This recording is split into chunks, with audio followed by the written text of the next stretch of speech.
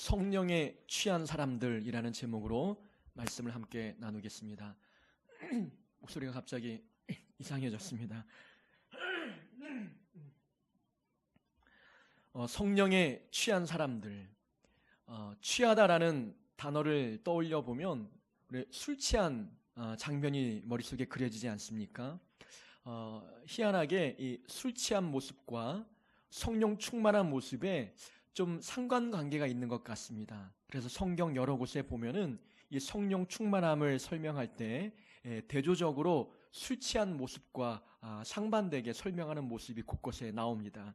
에베소서에 보면은 술 취하지 말라, 이는 방탕한 것이니 오직 성령으로 충만함을 받으라라는 말씀이 나오거든요. 성령 충만함을 술 취함과 대조해서 설명하고 있고, 오늘 본문에서도 성령 충만함을 받은 성도들이 각기 다양한 은사와 다양한 현상들이 나타나는 모습을 사람들이 보고 새 술에 취하였다 비난하는 모습이 나오거든요. 그래서 이 성령 충만함과 이 술 취함에는 어떤 비슷한 양상이 보여지는 것 같습니다. 술에 취해 보신 분들이 있을 것입니다. 이 술 취하면 어떤 모습이 나타납니까? 이 술에 취한다는 것은 술이 우리 마음과 우리 정신에 충만해진다는 걸 의미합니다. 술 취한다는 것은 술에 충만해진 상태를 의미하는 거지요. 술에 충만한 사람은 겉으로 그 증상이 드러납니다. 얼굴이 붉어지고 혀가 돌아가고 다리에 힘이 풀려 비틀거립니다. 내 의지가 사라지는 것이지요. 자기 이성 통제가 불가능해지고 감정의 통제도 불가능해집니다. 자기 의지가 술 기운 때문에 소멸됨으로 말미암아 평소와는 다른 행동, 때로는 다른 말을 하기 시작합니다. 없던 용기가 술 기운에 생기기도 합니다. 그래서 평소 억울한 감정을 쌓아놓고 살아가는 사람들은 술에 취하면 그 감정이 폭발해버려서 울기도 하고 다투기도 하지요. 표현력이 부족한 사람은 또 술의 힘을 얻어서 말이 많아지기도 하고 표현이 풍부해지기도 합니다. 술에 취하면 그 사람이 아닌 사람이 되어버리는 것이지요. 성령 충만한 모습은 약간 비슷한 모습이 있습니다. 자기 이성과 자기 감정과 자기 의지가 사라집니다. 오직 성령님의 의지가 강하게 내 안에서 역사합니다. 그래서 내 생각대로 움직이지 아니하고 성령님의 생각대로 움직이기 시작하는 겁니다. 내 의지와는 상관없이 내 입에서 거룩한 말들이 나오는 겁니다. 담대히 복음이 선포되어지는 일들이 있게 되지요. 내 감정과 상관없이 내 마음에서 기쁨과 즐거움이 샘솟는 겁니다. 내 환경과 조건을 볼 때에 기뻐할 만한 일이 아니지만 성령이 충만하니 내 감정이 그렇게 천국의 기쁨으로 충만해지는 것을 경험하게 됩니다. 평소 많은 사람들 앞에서 말 한마디 못했던 연약한 사람이 성령 충만해지면 담대해지고 용기를 얻어서 복음을 증거합니다. 평소와 전혀 다른 사람의 모습으로 변화되니 그 성령 충만한 사람의 모습을 보고 많은 사람들이 술 취했다라고 오해할 만합니다. 술에 취한 사람과 성령 충만한 사람은 자기 의지가 사라진다는 점에서 조금 비슷합니다. 하지만 술에 취한 사람은 자기 의지가 사라지기 때문에 그 삶의 방향성이 죄로 흘러갈 위험이 있습니다. 술에 취하면 그래서 죄에 빠질 위험이 있고 삶이 무질서해지며 다른 사람들에게 피해를 주는 일들이 있게 되지요. 삶의 방향이 부정적인 방향으로 갈 수밖에 없는 위험에 처합니다. 그러나 성령 충만함을 받은 사람은 성령님의 의지로 살아가기 때문에 그 삶의 방향이 바르고 거룩한 쪽으로 흘러가게 되어 있지요. 그 삶을 하나님께 영광 올려드리는 삶으로 살아가게 됩니다. 다른 사람에게 피해를 주기보다는 내 삶이 은혜의 통로, 축복의 통로가 되어서 주변 이웃들에게 선한 영향력을 행사하는 삶을 살기 시작하는 겁니다. 그게 바로 성령 충만한 사람의 삶의 모습입니다. 성령 충만한 사람은 삶 자체에 질서가 있고 자기 절제와 자기 통제가 가능합니다. 그래서 늘 죄에 대해서 자기를 보호하게 되는 자기 절제와 통제가 가능하니 거룩한 삶으로 나아갈 수 있는 확률이 높은 것이지요. 술에 취하면 성숙하지 않은 인격이 드러납니다. 그래서 보통 술 취한 사람을 동물에 비유하기도 하지 않습니까? 하지만 성령에 충만한 사람은 거룩한 모습으로 성장해 갑니다. 그 인격이 성숙해진 모습을 보여주게 되는 것이지요. 술에 취하면 기쁨이 있긴 합니다. 즐겁습니다. 그러나 그 기쁨과 즐거움이 오래가지 못합니다. 공허합니다. 하지만 성령에 충만한 사람은 환경을 뛰어넘는 영원한 기쁨이 그 마음에 깃들게 되는 현상이 나타납니다.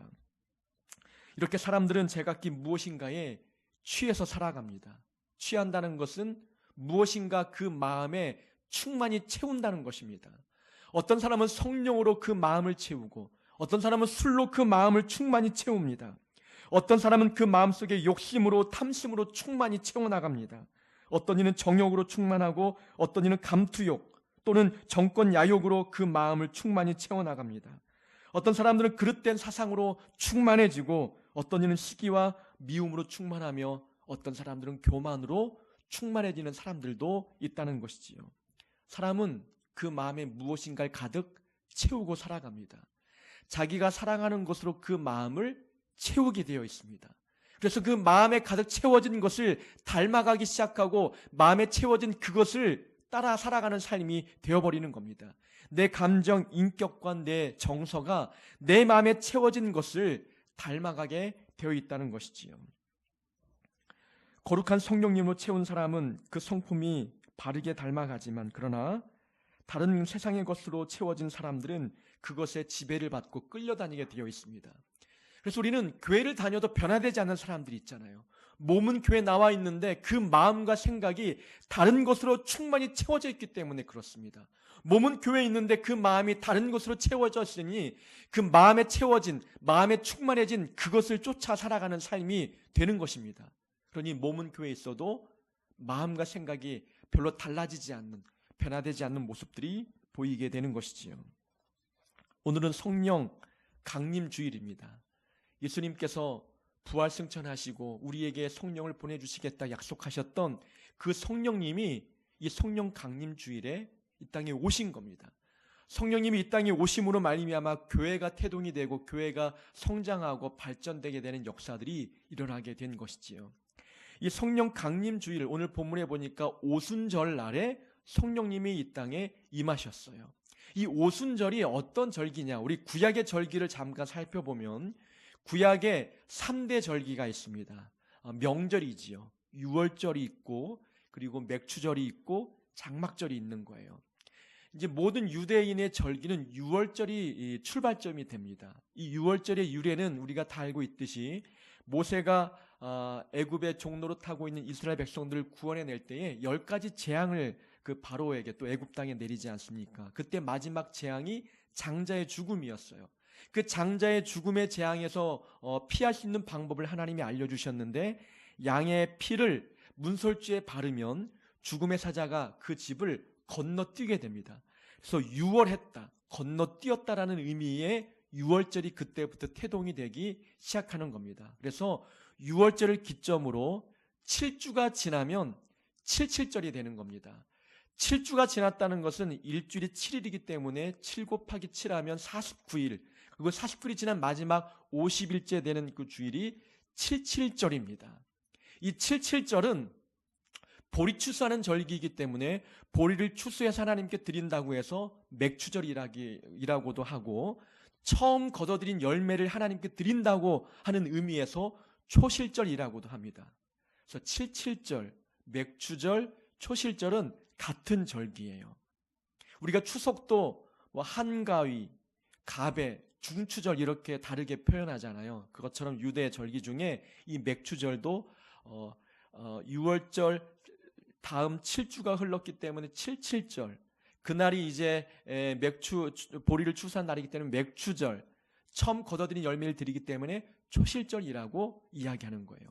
근데 이 절기, 구약의 맥추절, 77절, 초실절이 신약에 와서는 오순절로 그 명칭이 달라지게 됩니다. 우리가 지난 주일에 그 성찬식을 했잖아요. 이 성찬식은 예수님께서 십자가에 달려 돌아가시기 마지막 전날 유월절 식사를 제자들과 함께한 그 식사를 재현하는 그런 시간이었습니다. 그 유월절에 예수님께서 식사를 하시고 돌아가셨잖아요. 그래서 예수님이 부활하시고 50일이 지난, 구약에서는 유월절 다음에 50일이 지나면 77절이었는데 이제 신약에 와서는 예수님이 부활하시고 50일이 지나고 만나는 그 주일을 오순절이라고 해요. 오순이라는 말의 의미가 그리스어로 50이라는 뜻이에요. 50일. 그래서 오순절이라고 합니다. 그래서 칠칠절, 초실절, 맥추절이 이제 신약에 와서는 오순절이 됩니다. 그 오순절에 성령님이 임하셨기 때문에 성령 강림 주일이라고도 말하는 거예요. 그래서 우리가 성령 강림절을 우리가 오늘 지키면 맥추절은 지키지 않아도 됩니다. 그러나 간혹 한국교회에 맥주 감사 주일을 지키고 성령 강림 주일을 또 지키는 교회가 있는데, 이게 같은 절기이기 때문에 이 맥주절은 구약의 절기이기 때문에 신약에 지키지 않아도 되는 거죠. 그래서 제 기준에서 볼 때에는 성령 강림 주일을 지키면 맥주 감사 주일은 지키지 않아도 된다고 보는 겁니다. 그래서 우리 한들뜻 교회는 성령 강림 주일만 이제 지키게 되는 거죠. 이 성령님이, 예수님이 부활 승천하실 때에 예수님 대신해서 우리에게 보내주시겠다 말씀하신 그 성령님이 오신 날입니다. 근데 이 성령님에 대해서 오해하는 분들이 계셔요. 성령님을 하나님의 어떤 기운, 하나님에게서 품어져 나오는 하나의 성품, 하나님의 어떤 일부분으로 여기는 사람들이 있다는 겁니다. 그래서 성령님을 하나님과 동등한 분으로 여기지 아니하고 하나님에 의해서 만들어진 어떤 피조물, 하나님의 성품의 일부분으로 여기는 자들이 있다는 거죠. 이단에서 그렇게 많이들 이야기하는데 잘못된 가르침이라는 겁니다. 성령님은 하나님과 예수님과 동등한 분이에요. 그래서 우리가 삼위일체 하나님이라고 말씀하잖아요. 성부 하나님, 성자 하나님, 성령 하나님이 같은 동등한 인격을 갖고 계신 하나님이십니다. 그래서 성령님도 하나님이시기 때문에 인격이 있고 지성이 있고 의지가 있고 감성이 있는 분이셔요. 성령님은 하나님의 성품에서 흘러나오는 어떤 기운이 아니라 인격체를 갖고 계신 분이기 때문에 우리가 성령님을 만날 수 있고 대화할 수 있는 거예요. 성령님이 내 안에 임재하시면 그 성령님의 인격을 닮아가기 시작하게 되는 것입니다. 성령님이 인격이 있기 때문에 우리 인격이 변화가 일어나고, 성령님이 지성 있는 분이기 때문에 내 안에 성령님이 계시면 그 성령님이 우리에게 지혜를 부어주시는 겁니다. 그래서 고난을 만나도 그 지혜를 가지고 고난을 이겨낼 수 있는 안목들이 생기게 되는 것이지요. 또 성령님이 감성 있는 분이기 때문에 우리 안에 성령님이 계시면 말씀을 들을 때 감동이 일어나는 거예요. 감격스러워지고 기쁨과 즐거움이 내 마음에서 샘솟는 일들이 일어나기 시작합니다. 성령님이 그런 역사들을 이루어 가시기 때문에 그렇습니다. 성령님이 임하면 다양한 현상과 다양한 모습들이 나타납니다. 오늘 본문에 보니까 성령이 임할 때 나타나는 모습과 현상이 나타나지요. 기록되어 있지요. 호련히 하늘로부터 강한 바람 같은 소리가 있기 시작했고, 사람들이 앉아있는 온 집에 그 강한 바람이 가득 찼습니다. 또 눈으로 보니까 마치 불의 혀처럼 갈라지는 것들이 그들의 눈에 보였습니다. 그 불의 혀처럼 갈라지는 불이 각 사람 위에 하나씩 임하니 사람들의 성령 충만해집니다. 마음이 뜨거워지고 각기 다른 나라 말로 말하기 시작하는 겁니다. 이 예루살렘에 각 나라에서 각국에서 몰려든 경건한 유대인들이 있었어요. 성경에 보니까 바데인, 메데인, 엘람인, 메소포타미아인, 유대, 갑바도기아, 본도, 아시아, 부르기아, 밤빌리아, 애굽, 구레네 가까운 리비아, 그레데인, 아라비아인 여러 지역에서 모여들었는데, 이 마가의 다락방 안에 모였던 120명의 성도들이 기도하는데 자기 나라 말로 말하기 시작하는 거예요. 저들은 갈릴리 사람인데 어찌 우리가 알아들을 수 있는 말로 하나님의 놀라운 일들을 말하느냐. 그들이 놀라고 황당한 겁니다. 그 중에 어떤 사람들은 저들이 술 먹고 술에 취해서 헛소리 하는구나 라고 비난하는 사람들도 있었던 것이죠. 그만큼 성령 충만하면 특이한 현상들이 나타나기 시작했던 것입니다. 성령 충만함이 이렇게 나타나는 현상이 다양합니다.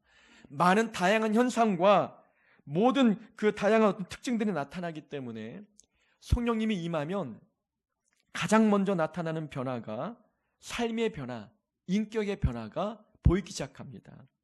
성령 충만하면 많은 현상들이 나타나는데 그 많은 다양한 현상을 한 단어로 표현하면 변화입니다. 우리 안에 변화가 일어나는 거예요. 성령이 충만하면 하나님의 능력을 경험합니다. 하나님의 능력을 경험하면 세상을 이기는 힘이 생기고 죄의 유혹을 이길 수 있는 능력이 우리 안에 생깁니다. 성령이 충만하면 죄에 민감해지는 거예요. 그래서 작은 죄도 짓지 않으려고 노력하게 됩니다. 죄가 싫어지고 세상의 유혹을 견디고 이겨낼 수 있는 힘이 길러집니다. 체질이 바뀌는 거예요. 체질이 바뀌니까 그렇게 좋아했던 세상 문화가 싫어지고 교회 안에서 봉사하고 예배드리는 것이 내 삶에서 가장 기쁜 일이 되어버립니다. 믿음을 흔드는 수많은 유혹들이 찾아와도 거뜬히 이길 수 있는 힘이 길러지게 되는 것이지요. 또 감정의 변화도 일어납니다. 마음의 근심과 걱정도 사라집니다. 마음의 변화가 이제 일어나니까 내 안에 계신 성령님께서 평강을 주시고 기쁨을 주시니까 내 삶의 형편과는 상관없이 마음의 기쁨과 즐거움이 샘솟기 시작합니다. 또 기쁨으로 주를 섬기는 일이 가능해집니다. 지금까지 의무감, 형식적인 모습으로 봉사하고 신앙생활을 했던 사람이 성령이 충만하니까 이제 기쁨으로 그 일을 하는 겁니다. 기쁨으로 봉사하고 기쁨으로 예배에 참여하고 주일이 되기를 기다리는 이 기쁨의 마음으로 기다리는 일들이 있기 시작하는 거예요. 성령이 충만할 때 나타나는 현상이지요. 오늘 본문에 보니까 불의 혀처럼 갈라지는 것이 눈에 보였다고 나와 있잖아요. 무엇인가 불의 혀처럼 갈라졌다는 것은 뿌리가 하나인데 여러 갈래로 갈라졌다는 것을 의미합니다. 성령의 임재를 그렇게 묘사했던 것이지요. 이 말은 성령님은 한 분이신데 각각 성도들의 마음에 임한 그 성령님이 한 분이라는 겁니다. 한 분이라는 뜻은 서로 성령을 받은 사람들은 하나가 될 수 있다는 것을 의미합니다. 그러니까 성령 충만하면 우리는 화목해야 되고 서로 용서하고 화해하면서 서로 하나가 되는 일들이 나타나기 시작하는 겁니다. 성령 충만한 교회는 그래서 다툼이 없고 갈등이 없습니다. 하나가 됩니다. 성령이 충만한 성도는 다투어도 용서하고 화해하는 일들이 있게 되는 겁니다. 이것이 바로 성령 충만한 사람들의 삶에서 또 그들의 교회에서 나타나는 모습이죠. 내가 교회를 다니는데 예배를 드리는데 그 교회에 다툼과 갈등이 일어난다. 내가 늘 싸움의 원인이 되고 갈등의 원인이 되고 있다면 그 사람은 곰곰이 생각해 봐야 돼요. 내 안에 정말 성령님이 계신지, 내가 성령 충만한 사람인지를 다시금 되돌아봐야 된다는 것입니다. 많은 교회들이 다툼과 갈등 때문에 진통을 겪는 일들이 많지요. 목사와 장로 간의 다툼, 권사들끼리의 알력 다툼, 이러한 다툼들이 교회 안에 많이 있다는 겁니다. 지난 주간에 참 많은 일들이 있었습니다. 제 건강에도 문제가 있었지만 또 동기 중에 한 분이 저보다 한 살 어리지만 하나님의 부르심을 받고 뇌출혈로 하늘나라로 떠난 일이 있었어요. 그래서 졸업한 지 한 10년 좀 넘었는데 동기들이 다 모였죠. 그 모인 자리에서 각기 이제 살아가는 이야기, 목회하는 이야기들을 함께 주고받는데 그중에 개척한 지 한 6년 정도 되신 목사님이 계셨어요. 그분이 당신의 개척했던 초기 이야기를 말씀해 주시는 거예요. 처음에는 개척하고 나서 많은 다른 교회 다니셨던 항존직 분들이 또 이제 항존직이라는 것은 장로님, 권사님, 안수 집사님을 의미하는 겁니다. 우리 교회는 아직 항존직이 없지만 그분들이 이제 몇 분 오셔서 교회를 도와주셨던 것 같아요. 그래서 힘을 얻어서 열심히 하다 보니까 40명까지 부흥이 됐다고 합니다. 근데 교회가 월세가 굉장히 비싸게 나갔던 것 같아요. 그래서 성도님들이 이제 교인들이 이제 자기들끼리 의견을 내기를 교회를 건축하든지 아니면 이 건물을 사든지 그렇게 하자고 의견이 모아졌던 것 같아요. 그 월세를 낼 바에 건축하는 게 낫겠다 싶어서 이제 그 의논하기 위해서 회의를 하는 겁니다.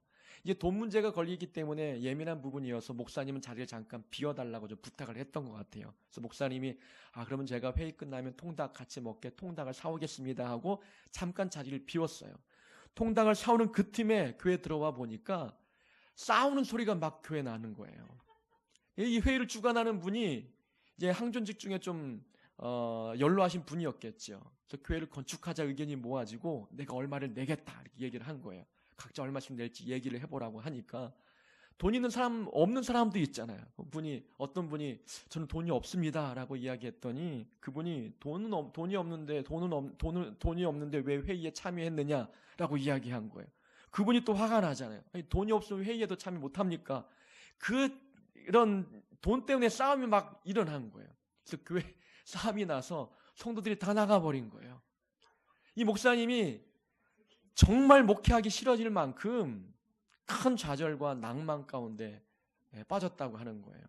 그래서 이제 교회를 좀 싼 데로 옮기시고 내가 다시는 다른 교회에서 항존직이 오면 절대 받지 않겠다고 다짐하고 초신자들만 받아가면서 목회를 지금 하고 계시면서 한 20명 정도 모인다고 말씀을 하시는 거예요. 항존직이라고 하면 교회의 어른이잖아요. 하나님 살아계심을 그들은 알고 흔들림이 없는 자들인데 그들 마음에 내주하시는 성령님이 계시다고 한다면 어찌 돈 때문에 싸우겠느냐라는 거예요.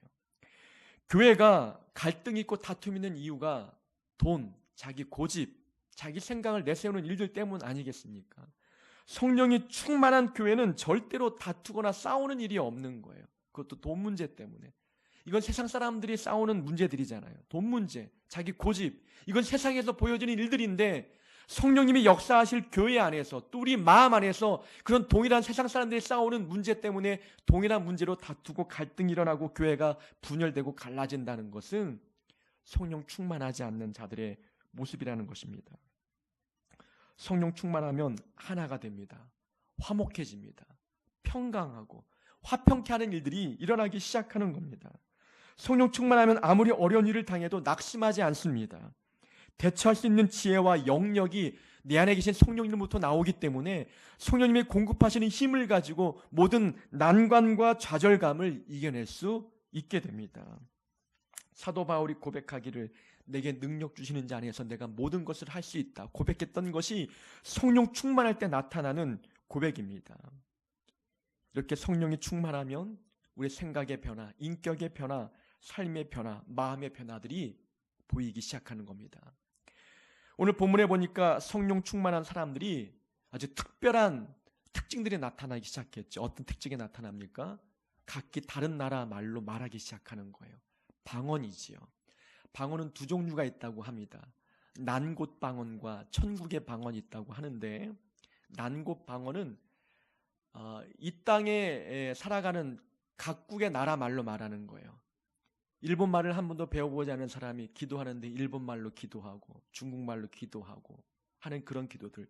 오늘 성경에 나온 방언은 각기 다른 나라 말로 말하기 시작하는 그런 방언들이 나오기 시작하는 겁니다. 이것을 은사라고 이야기합니다.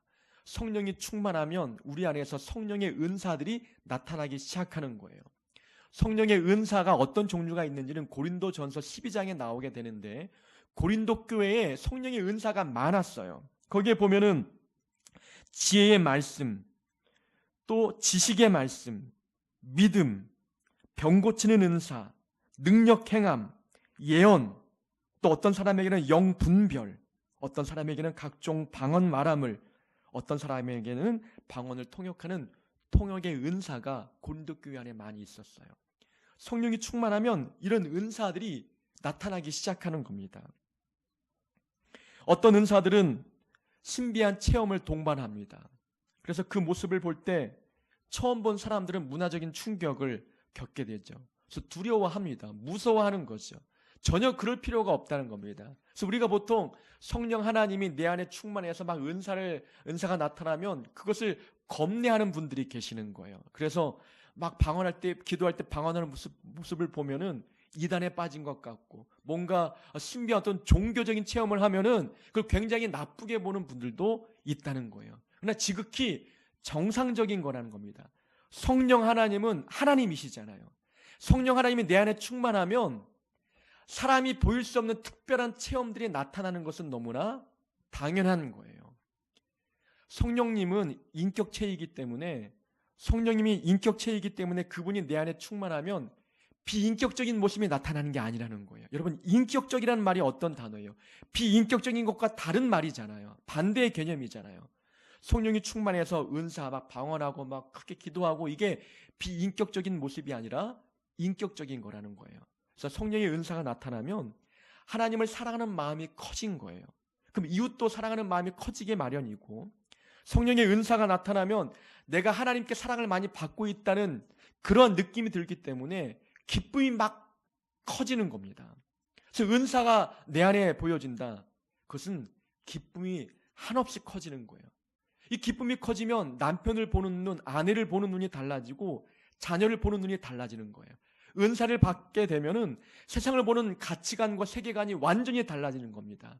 영의 세계가 보이기 때문에 이제 세상에 속했던 마음들이 이 하늘의 마음을 두게 되고, 이제는 하나님 살아계심을 완전히 믿기 때문에 어떤 유혹에도 흔들리지 않는 견고한 믿음을 갖게 되는 겁니다. 하나님은 우리에게 은사를 주시는데 그 은사는 내가 갖고 싶다고 해서 선택해서 받을 수 있는 게 아니라 하나님이 당신의 뜻에 맞게끔 주셔야만 우리가 받을 수 있는 거예요. 그래서 각각 사람들에게 주어지는 은사가 다 다른 거죠. 그 은사는 내 개인의 유익을 위해서 사용하도록 주시는 것이 아니라 교회의 유익과 공동체의 유익과 하나님 나라의 유익을 위해서 사용하도록 우리에게 주시는 겁니다. 이 은사는 재능과는 조금 달라요. 재능은 가지고 태어난 겁니다. 내가 갖고 있는 장점들이 재능이지요. 그래서 예수 믿는 사람들은 그 재능을 하나님을 위해서 사용하기도 합니다. 그럼 그것이 은사가 되기도 하지만, 은사라는 것은 나에게 없던 것이 생기는 겁니다. 하나님께서 능력을 주셔서 전에는 없었는데 내게 그 은사와 능력이 생긴 것을 의미하는 거죠.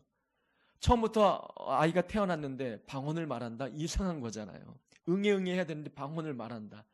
하나님의 능력을 부어주시면 그런 은사들이 없던 은사가 나타나기 시작하는 거죠. 그게 하나님이 부어주신 은사라는 겁니다. 저에게는 어떤 은사가 있느냐? 이제 은사 테스트를 하다 보면은 이제 제게 주어진 은사는 말씀, 가르침, 영분별, 예언의 은사가 나왔어요. 가장 높은 게 말씀, 두 번째가 가르침, 영분별, 예언의 은사가 나오게 되는데, 목사로서 필요한 은사를 하나님께 구했어요. 처음에는 목사가 될 마음이 없었죠. 왜냐하면 저는 말재주도 없었고 사람들 앞에서 말하는 것 자체가 두려웠기 때문에 이런 재능 없는 내가 목사가 된다는 것은 합당하지 않다고 생각을 했습니다. 그런데 하나님 부르시니까 목사가 되었어요. 그러면 하나님 목사가 되었다면 이 목사에 걸맞는 은사를 주셔야 되지 않습니까? 기도하기 시작한 거예요. 목사에게 필요한 은사가 무엇일까? 제일 먼저는 말씀의 은사라는 생각이 들었어요.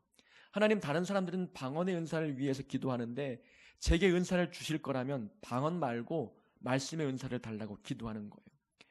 기도는 그냥 한국말로 해도 되니까 굳이 방언으로 기도하지 않아도 하나님과 한국말로 기도하며 소통할 수 있으니 내게 주신다면 말씀 은사를 달라고 기도하는 거예요. 좀 더 구체적으로 기도하다 보면은 사람들의 마음에 말씀을 듣고 감격하고 감동받고 그 말씀을 놓치지 않기 위해서 적고 싶은 충동이 드는 그런 말씀을 전하는 목사가 되었으면 좋겠다라고 기도하는 거예요. 이종훈 목사 하면은 축구 잘하는 목사라는 수식어보다도 설교가 은혜로워, 말씀의 은사가 있어, 이런 수식어가 따라붙는 목사가 되고 싶었던 거예요. 그래서 사람들이 설교를 듣고 목사님 오늘 말씀은 제게 주신 말씀 같아요. 어떻게 제 상황을 그렇게 잘 알고 제 삶의 형편과 마음의 상태를 잘 알고 그렇게 꼭 필요한 말씀을 주셨나요? 이런 말씀을 듣는 게 정말 힘이 되고 하나님께서 내게 말씀의 은사를 부어주셨구나라는 것을 알 수 있는 거죠. 말씀의 은사를 하나님이 주셨다고 나름대로 생각을 하죠. 또 교육부서를 맡다 보니까 가르침의 은사도 있습니다. 교사의 은사라는 거죠. 가르치는 것, 잘 알아듣기 쉽게 전달할 수 있는 은사가 부어지는 겁니다. 영분별의 은사, 설교를 들어보면 저거는 아닌 것 같아, 그게 느껴지는 거죠. 대부분 목사들이 이제 갖는 또 말씀 은사가 있는 분들에게 주어지는 따라오는 은사이기도 합니다. 영분별, 그 사람에게 임한 영이 진짜인지 가짜인지를 알 수 있는 그런 은사가 있는 거죠. 예언의 은사, 이 예언의 은사를 오해하는 분들이 계세요. 이 예지력과 동일시 여기는 분들이 있다는 거죠. 성경에서 말하는 예언의 은사는 미래를 예측하고 성도분들이 앞날을 막 예측해서 알려주는 그런 점쟁이의 예지력이 아니라는 겁니다. 이 성경에서 말하는 예언의 은사는 감추어진 비밀을 드러내는 것을 말하는 거예요. 이 성경에 감추어진 하나님 나라와 하나님의 뜻을 드러내어서 알려주는 겁니다. 설교지요. 그래서 설교 자체가 예언입니다. 설교를 듣는 것은 이 성경에 감추어진 하나님의 비밀을 듣는 거예요. 그러니까 여러분들은 예언을 듣는 겁니다.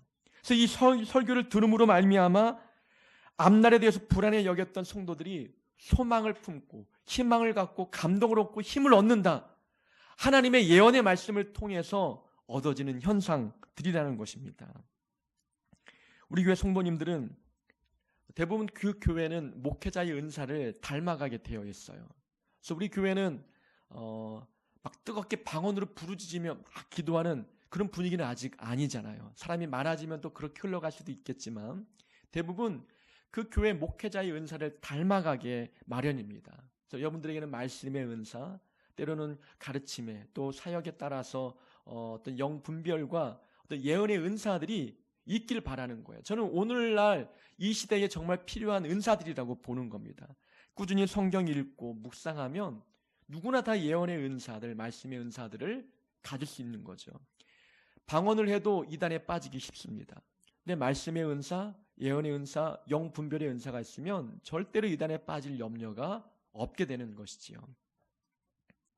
모든 은사는 높고 낮음이 없고 귀하고 천한 게 없습니다.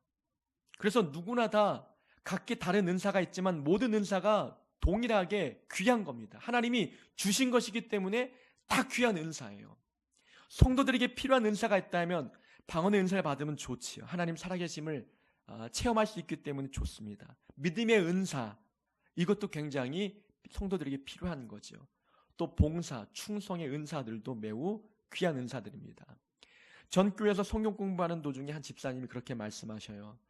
우리 그 목장 안에 한 권사님이 계신데 그 권사님은 권사님인데 방언도 못 하시더라고요. 이렇게 말하는 거예요. 방언도 못 하시더라고요. 제가 그랬어요. 전 목사인데 방언 못 합니다. 방언을 하면 대단한 것으로 알고 있어요. 은사를 높낮이로 알고 있다는 거죠. 방언은 신비한 말을 하니까 굉장히 아주 고귀한 은사로 여기는 거예요. 그러나 고린도전서에 보면은 깨달은 마음으로 5마디 말하는 것이 1만 마디 방언으로 말하는 것보다 낫다라는 말이 있어요. 그러니까 성경을 묵상하고 깨달은 말로 말하는 것이 1만 마디 자기가 무슨 말하는지는 모르고 말하는 1만 마디의 방언보다 더 낫다는 거죠. 모든 은사는 겸손하라고 주는 것인데 은사의 높낮이를 평가하면서 교만해진 자들이 있다는 것입니다. 은사가 없어도 구원받는데 아무런 문제가 없는 거예요. 눈에 띄는 은사가 나타나지 않아도 구원과는 상관이 없습니다. 하나님 살아계심을 믿고 있다면 특별한 은사가 나타나지 않아도 그 사람은 구원받는데 아무런 지장이 없는 것이지요. 그러나 성령이 충만하면 은사가 드러나기 시작하는 거예요. 또 성령이 충만하면 나타나는 현상이 열매가 나타납니다. 성령의 열매가 우리 안에 길러지는 거죠. 성령의 열매는 9가지로 이제 성경에서 말하고 있습니다. 사랑, 희락, 화평, 오래 참음, 자비, 양선, 또 온유, 충성, 오래 참, 절제 이렇게 나오지요. 전에도 말씀드렸지만 은사는 하나님이 일방적으로 주는 거예요. 내가 거부할 수도 없고 내가 선택할 수도 없어요. 하나님이 주신 것을 받을 수밖에 없는 게 은사라면 성령의 열매는 내가 노력해야 얻는 겁니다. 내가 뼈를 깎는 고통을 감내하면서 노력해야 그 열매가 얻어지는 거예요. 사랑의 열매, 사랑하기 싫은 사람이 옆에 있으면 내 안에 계신 성령님이 그 사람 사랑해라, 용서해라 이런 말씀에 순종해야 사랑의 열매가 맺어지는 거예요. 이 모든 사랑과 희락과 화평과 오래 참음과 자비, 양선, 충성, 온유, 절제 이런 열매들은 우리 인격에 맺어지는 겁니다. 성품에 맺어지는 겁니다. 그래서 성령의 열매가 맺어진 사람들은 인격이 성숙해지고 인성이 달라지고 성품이 변화되는 겁니다. 은사는 섬김을 위해서 필요하고 은사의 열매가 없으면 겸손해지지 않습니다. 그래서 열매는 은사를 가진 사람들을 겸손하게 만드는 역할을 하죠. 그래서 성령의 은사와 성령의 열매를 균형 있게 갖추는 훈련이 우리에게 필요합니다. 고린도 교회는 아까 말씀드렸듯이 은사가 많은 교회였어요. 일반 성도들이 말씀, 가르침, 지식, 지혜, 또 믿음, 병고침, 통역과 방언의 은사들이 일반 성도들에게 많이 나타났어요. 그런데 고린도 교회의 문제는 교회가 갈라지고 있다는 겁니다.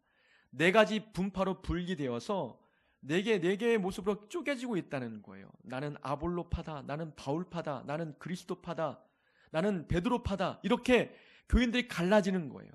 은사가 있는데 하나가 되지 못하고 있다는 겁니다. 그때 바울이 고린도 교회에게 무엇을 강조합니까? 사랑을 강조하잖아요.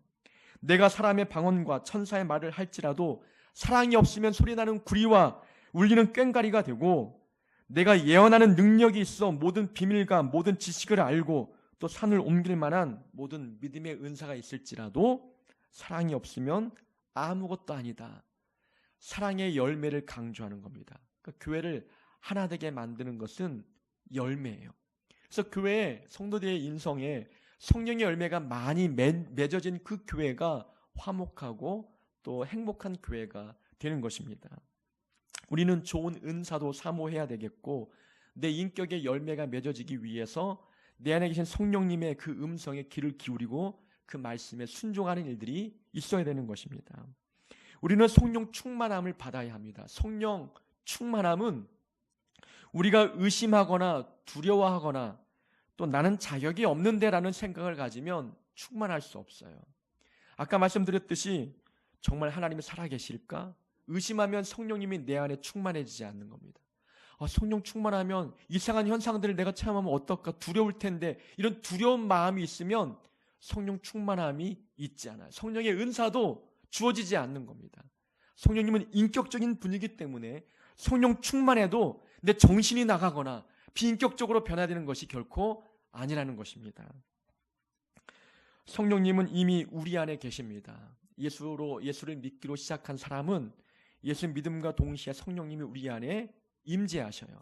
한번 들어오신 성령님은 다시 나가는 법이 없습니다. 그러나 성령 충만해지는 것은 우리가 노력해야 되는 거예요. 기도하고 죄 짓지 않으려고 하고 말씀 보면서 하나님 내 안에 계신 성령님을 의식해야만 성령님이 내 안에서 충만해지고 내 생각과 마음을 그 성령님이 지배하기 시작하는 것입니다. 그래서 우리 안에 성령님이 충만함으로 말미암아 인격이 변화되고 삶이 변화되고 또 각양다양한 은사가 우리에게 나타나고 또 성령의 열매가 맺어지는 자들이 되어야 되는 것입니다. 그래서 우리 하늘특교회 성도님들이 성령 충만함으로 말미암아 늘 삶이 변화되고 성숙해지고 성장하는 놀라운 은혜가 있는 성도님들 되기를 주의 이름으로 축원합니다.